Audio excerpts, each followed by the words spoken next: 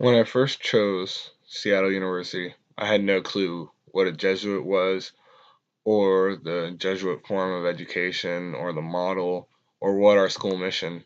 But I kept hearing it throughout, like the different orientations, the first day of school, our teachers talk about it, and I thought to myself that this is just a ploy to get us to come here, or to get us to believe like what their method or what they want us to believe.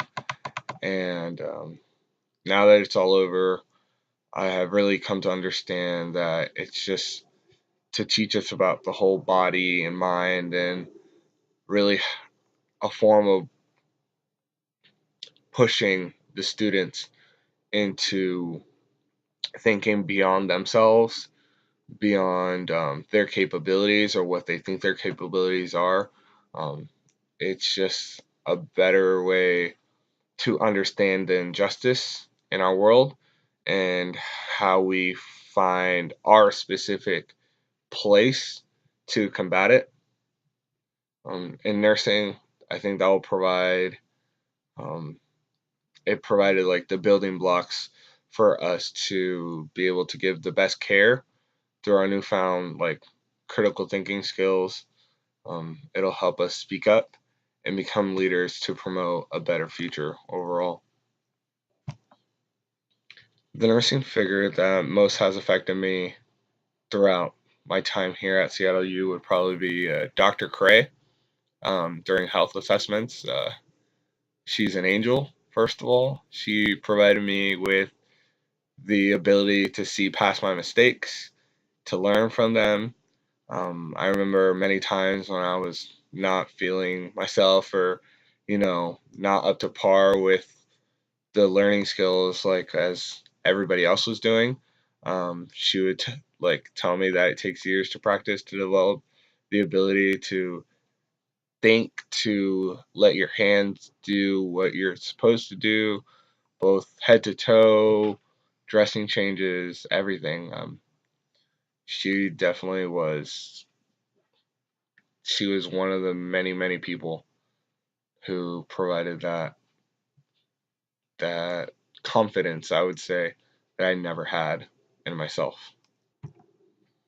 My unique characteristics that I bring to the nursing profession would probably be my ability to react under pressure, both coming from the military and just learning how to live, I guess. Um, During the last summer, I spent 4 weeks homeless, and you learn from situations like that. There are life lessons that you pick up from. Um, I think now, having experienced so many different things, um, I'm able to talk about it comfortably. I don't feel as awkward or nervous to approach families and explain things in simpler forms. I might not be able to say, hey, I understand what you're going through, but I can definitely say, I'm going to do my best to help them in their time of need, and tell them that I'm there for them, and let them know that I'm there to work in the best of their interests, to provide the best care that I possibly could. As for my UCOR classes, I hope that none of them had an impact on my nursing career at all. If there's one thing I could take away from mandatory non major specific classes, is that they take away from our ability to study and focus more on nursing classes, on our nursing goals, on clinicals, on research papers, on just overall. It takes away from nursing in general. Like, and it's ridiculous how each time I took a different UCOR class, the demand just kept increasing and increasing. Um, it's almost unfair to ask nursing students to do this, especially during testing time, during pharmacology, during med surge. It's just overall bad experience, and probably the worst part of attending Seattle University was the UCOR classes.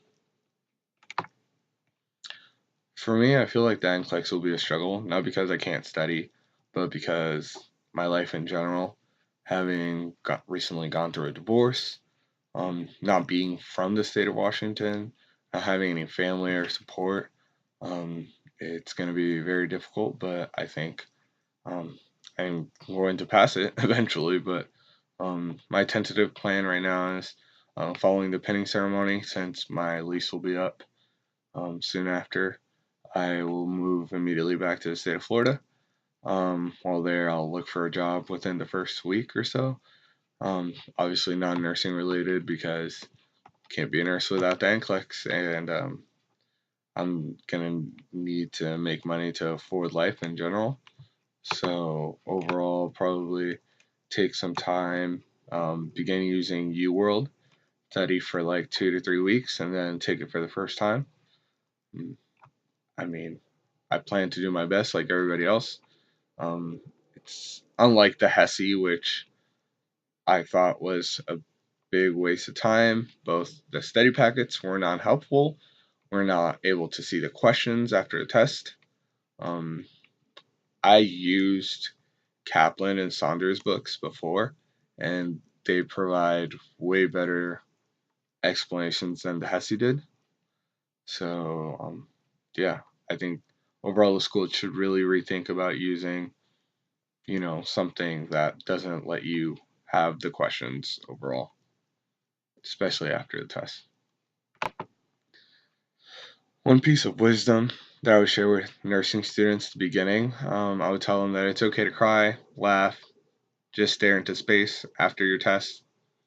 I've already told many, many new nursing students who I've had the pleasure of getting to know, both through my job at school, both through the different clubs I'm a part of, my work as a VA peer mentor at the Outreach Center. Just there's nothing that will make you feel better after your tests except knowing that you're not alone. That feeling in your stomach is probably the same feeling the person next to you is having. So don't give up. One bad grade on a test will not mean the end of the world. You will continue and you will pass. And eventually it all comes to an end. And let me tell you, it comes by fast. If I can go back and give myself one piece of advice, it would be, for whatever reason, under any circumstance, don't take invisible bodies as your last UCOR. It's by far the worst class on campus, taught by the worst teacher. Avoid all headaches and acid reflux episodes from dealing with said class. Um, yeah, and it will it will hurt your GPA if you ever take this class.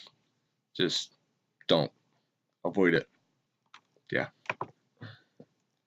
Last thoughts, I would say that knowing that I might come back here for my graduate degree, possibly not in nursing, in some type of political science or leadership administration form.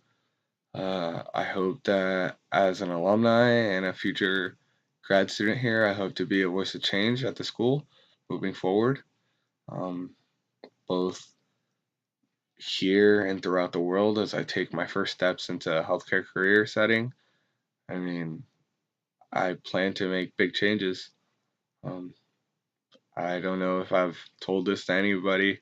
I'm sure I have, but my goal is to possibly make change in our healthcare reform, whether that is by becoming a healthcare lobbyist, a senator. You know, I think it's important for us nurses and medical community in general have a voice in our policies and procedures to the highest form, which is our government. So, yeah.